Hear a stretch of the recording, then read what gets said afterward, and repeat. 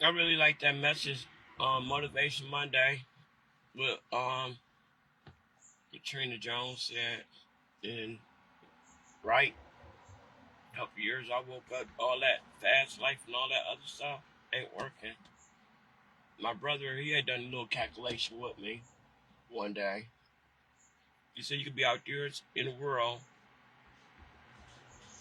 racking about 10 G's a week, which make a lot of sense, racking a little 10 G's as far as hustling stuff. So you racking in his money, racking in his money. By the time you get caught up, pay for a lawyer, they give you some time, and you can have about, I'm gonna give you they give you 10 to 20 years or something like that. You can have you a good 50 G's, which really ain't nothing. Have that little stack there. Look how fast that money go. You add out your time, add out how much, you subtract how much you already had stashed away. You paid your lawyers, paid your court fees, paid your restitution. Then you left with a small little portion of this money that you done stacked. Then you add it out.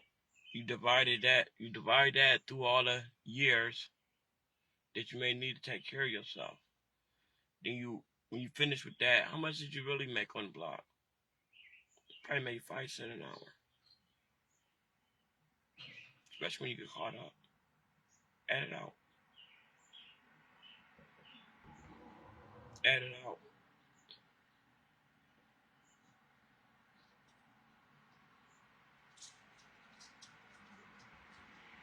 I'm like her, yeah.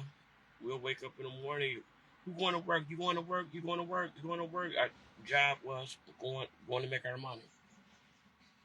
So here it is. But the repercussion that comes with it, the jail, being in jail, spending all that time away from your loved ones, whatever bond you try to get with them, you can't even get with them because you're in and out, and everybody don't have time to go visit you, let alone write you a letter, and being honest, they ain't obligated to either. Ain't obligated, period, whatsoever, to do not when you place yourself in that situation. Then you got some to come out with a little angry attitude like somebody owe him something. Oh, this person, don't nobody owe you nothing. You put yourself in jail. Because I find it funny, a couple of years ago, certain little jobs, it was good before, like, they did start going up on pay rate. Before they start going up on pay rate, I would ask certain girls, they were like, okay, you work there, how much they pay? I'm like, more than $10 a month. How about that one? Because that's what we got paid in prison, $10 a month. And if you owe restitution, they'll take $2 off that little $10. You got $8. Now you gotta barely make it. You gotta try to get all your hygiene. So whoever living off the state, if ain't nobody sending no money in, you gotta make sure your hygiene stuff. So guess what? You really ain't got no money for no zoom bam bams and all that bull. You don't got no money for that. But when they ask the question, how much do they pay? More than prison? That's how much they pay. More than prison. And guess what? You going to come as you please. But I know the prison where I was at, it was mandatory. You had to go to work. You had to go to work. Even the disabled people, yeah, they found the job for you. Go fold them napkins. Go do this right here. You can sit your ass at the table, but you gonna do something because that's the end result. When your ass go to prison somewhere, you ain't getting no damn money. You getting like $10, and then you better think about whoever you may have done wrong when you thought you was big boss and thought you was just right here. Because ain't nobody finna send your ass nothing. And then first thing somebody want to come out of jail want to be mad. Oh, you ain't look out for me, and you ain't. Don't nobody owe you nothing. You put yourself there. You sound stupid. Sound dumber than a bag of rocks.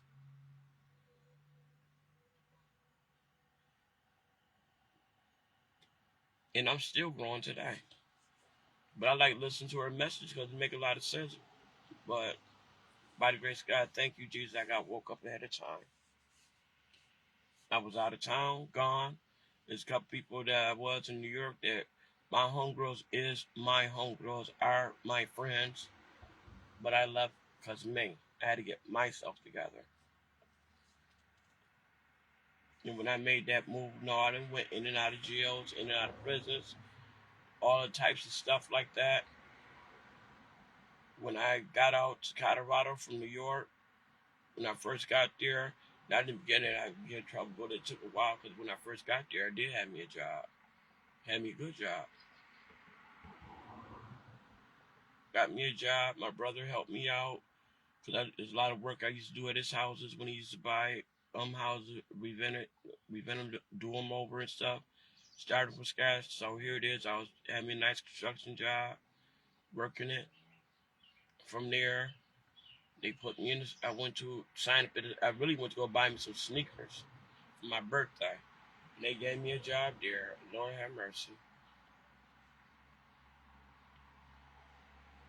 I ain't never get caught there, but old behaviors came out because I used to be tearing them up. I ain't gonna lie.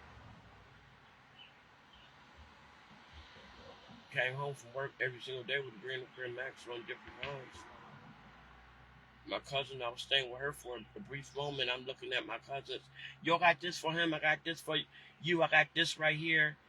And then right there, everything kicked back and I went back stealing. That's what I did. Started back. And what I did, I got caught at, well, what made me go to prison, I got caught at this mall. They shut it down. It don't exist no more. But it was a mall. What was the name of that doggone mall? Me and my cousin got caught out there. Let's start by he got caught already, but I told him it's impossible to tell somebody they got you already. I'm coming to get some keys. They caught you with a bag, dude. They caught you. Straight up. But that's from being greedy, too. Because I ain't gonna lie, when I said, yo, let me borrow your car for a second. There was a person that was close to the family out in Colorado. Named Little Man. We call him Little Man. He went all the way out to New York to see my dad and chill with my father and all. Anyway, so Little Man, I was like, let me show you what I do. So I used this car, man. And when I went to that mall, the only reason why I stopped stealing because I didn't have enough room in the car. Because I didn't have enough room in the car. My whole back was filled. The whole trunk was filled. Me and my cousin hit him. We had Timberlands. We had Columbia. It was wintertime, so we had Timberlands, Columbians, Sean John outfits.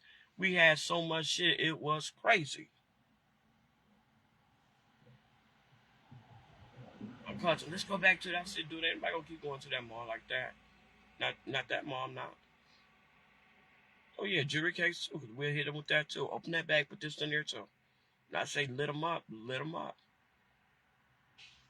That's what I did. Then the next time we went out that way, we did end up going back to the mall again. We had some Sean John stuff. We had like, they said $5,000 worth of clothes or something like that. We had a whole bunch of shit again.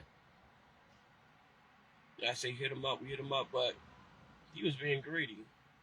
Because on his way out the door, he went and scooped the whole table and just put everything there like one of them snatch and grab moves like back in the day. He scooped the whole table, and I'm not gonna lie. As he going out, I looked and I saw and I felt something. I noticed. I said, "Oh hell no!" I said, "I can't believe this dude." I said, "Somebody following him." So and I looked. And when it changed up my clothes, so I went to another store, changed up my shit, and I went and asked and I was looking for him. I said, did he leave some keys behind? Because he had the keys, so I couldn't get up out the mall. I couldn't go nowhere. He had the keys. To go across, it was like, oh, the police station across the street. Go across the street. I got caught over there. No, did I physically get caught somewhere? No, I didn't physically get. I went to go get the retrieve on keys. When I went to go retrieve the keys, it was like, oh yeah, so you the one he said that was with him. I ain't gonna get into that conversation because I forgave him. I let it go. But he got caught up. When he got caught, I was pregnant during that time, so I was pregnant with my daughter Rhonda. And it was like yelling at them. You could tell they wanted to whoop them. And we was like in a bad area in Colorado. We was like in Jeffco County. We was in Westminster. Westminster Mall, the name of the mall was. They shut it down though. Westminster Mall. So, but their main jail was at Jeffco County. So when I first ever caught a case out there, I didn't literally get caught nowhere. Somebody else got caught. And so, like I said, they wanted to whoop it. They wanted to fuck my cousin up because he got a mouth on. I got a mouth on him. My whole family, all us got mouths on him, but you got a mouth on him. So he talking that shit. Them niggas, they wanted to whip his ass. I was like, don't do nothing to him. I said, that's not just my friend. That's my family. That's my cousin. Cause I thought they wanted to whip his ass, like I said. So what I do, I go to the I they take me outside to the police car. They put me in the back seat on the driver's side, on the back seat on the driver's side. So they bring him out there, and he's still talking his junk, running his mouth, going off. So he get in the car, and I'm looking at him. I'm like, Derek, you just keep going. You should stop. Them people going off right now. Them people mad right now. Just stop. So the man looked at me because they, like I said, they wanted to do something to him. So they told me to turn my head left. So they said, turn your head right. And I'm looking at him, and I'm like, because I am right. He literally outside the car, like, turn your head right. Turn your head right. So he's standing up. If you're looking at me from the back, his right is on that side. But I'm in the back car, so my right is this way. So I'm talking to my cousin still. The man got mad, choked the fuck out of me, took my shirt, and had it farmer suit. They call them bibs, and I had one of those on. Choked the fuck out of me, was choking me, and I was like, dude. I said, the only thing I'm doing is just gonna press charges, and I'm looking at Derek still talking. Before you know it, another one come from the other side. I was pregnant. Shot me with a taser gun. And then his supervisor came out. He said, I know you ain't just shoot her. Did you just shoot her? That man was going off. He said, you just shot. Do you know she pregnant? And so he tried to talk to me. He said, can I take those out? I said, no, you cannot take these out. Y'all can take me to the hospital. So they took me to St. Anthony's North. That's where they took me to. Yeah, shot me with a taser gun. My cousin, they took him to the police station. Number one, y'all shouldn't have both of us in the same car anyway. Female, male, we shouldn't have been the same code. We should have been in the same car anyway. Then my cousin got a hold to my brother. I stayed in the hospital overnight because they had a surgeon come remove them things up out of my stomach after they shot me while I was pregnant. My brother came in there, and when I say that nigga was going up, I was like, dude, don't be doing that. Just go. I'm good. Just go, please, because I am good. Go. He was like, no, da. He was like, man, like I said, I was pregnant when they shot me with a taser gun. Electricity, babies in the water. Okay. So, went to jail. My brother, he got up my bond for me. He didn't have a bill of bonds thing then. My brother got up my bond. Butter's the one who got me out because he had a bill of bond thing back then. Which is Danielle's cousin. That's funny. My granddaughter, that's her cousin. She wouldn't even thought about, period, at all. But that's who came and got me out. That's how I went to prison. Did I physically get caught? No, I didn't. No, I didn't. And then basically they put me on probation is what they did. And there's certain rules, and any place anybody got probation, they on certain rules or whatever. So the man did say, he said, you ever come back, you're gonna do 12 months, So I took it as county time. 12 months, it really don't matter, I could do that. So what happened was when my daughter died, just before my daughter passed, I was on probation. I'm lying. I was on probation. I was going to certain little programs and all this other little stuff. You go through little programs and stuff like that. So just before my daughter died, I had to go to court. And when the lawyer was talking, it was like she was talking about going to jail. I'm like, I'm not going to jail. Where the hell my baby finna go? I said, I am not going to jail. So I eased my ass up out the courtroom. That's what I did. I left. So I had a warrant on me. I had to have a warrant on me. So when my daughter did pass away, and by the time I buried her, I ain't gonna get into her story. By the time I buried her, put her to rest, whatever, is when I did go to jail. I ended up going to court. I ended up getting all that taken care of. And I looked at the judge. I said, he trying to put me on probation again. I said, I don't want it. I said, I wanted time to myself. I needed to get my own self together. I needed to meditate. I needed my own self together. So I told the judge he could go ahead and lock me up. I said, you told me you'll give me 12 months. I'm all right with that. And the DA was yelling, not really yelling. DA going by her paperwork, going by her books. She said, by right, we must give her these 3 years, da da da da. I looked, I'm like, Your Honor, you said, it's in your transcript that you would give me 12 months. That's what you told me. That's a year. She talked about 3 years. You said a year. And then that's when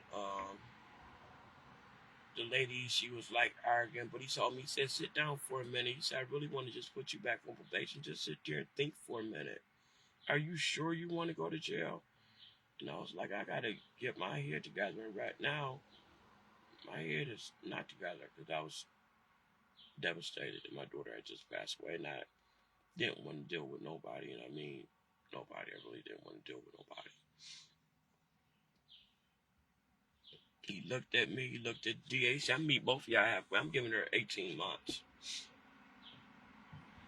She looked. I looked, and I'm like, well, thank you. So now I got to hit. Got a little stake around. By then, I had to hit their prison. And that's when I went up to PMC. I think that's the first place I went to, PMC. They sent me out. Yeah, the PMC, because I almost died in jail. Almost died in jail. That's the first place I went to, PMC.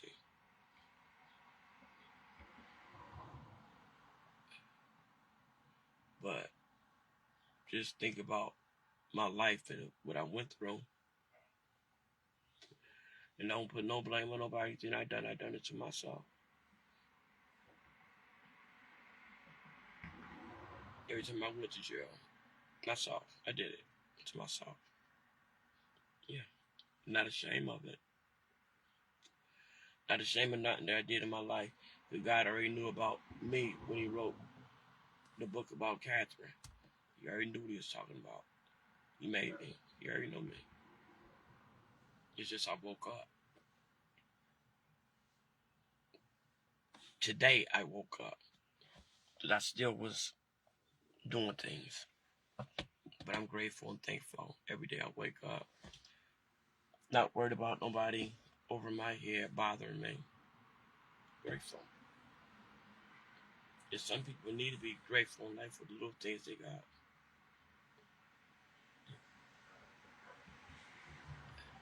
You quit bringing up your past like everything is somebody else's fault. Why don't you take accountability for whatever you have done in your own life, to your own self?